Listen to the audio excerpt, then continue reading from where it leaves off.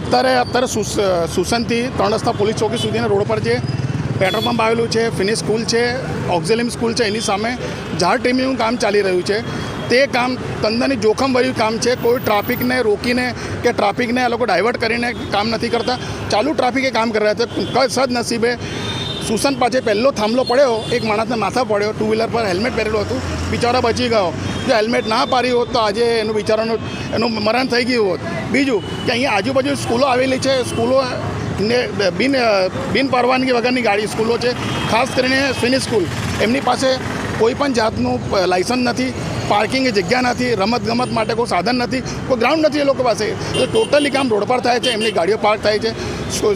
સ્કૂલમાં લેવા જવા માટે જે વેનો આવે છે, બસો આવે છે, સ્કૂલ પર પાર્ક કરે છે. અહીં પેટ્રોલ પંપ છે, એ બી હેરાન થઈ રહ્યા છે. તો અગાઉ બી તમારા માધ્યમથી કીધેલું છે કે સ્કૂલને પરવાનગી ના આપવી જોઈએ, આથી સ્કૂલ હટવી જોઈએ. બીજું કે આ જે ઝાડ ટ્રીમિંગનું કામ છે તે કામ 14 જૂન પહેલાં સરકારી કાયદા પ્રમાણે થવું જોઈએ. ખાડા રસ્તા વસ્તા જેટલા છે ટોટલ આ લોકો 2 થાંભલા ઉતારી લીધા છે, 3 થાંભલા પડ્યા છે, જેનાથી નાગરિકો સહેજ બચી ગયા છે. એક બિચારો નસીબે બચી ગયું છે. પણ આજ કોઈ જાનહાનિ થાય એનો જવાબદાર કોણ? મારું નામ વિજય મટ્ટુ, સામાજિક કાર્યકર.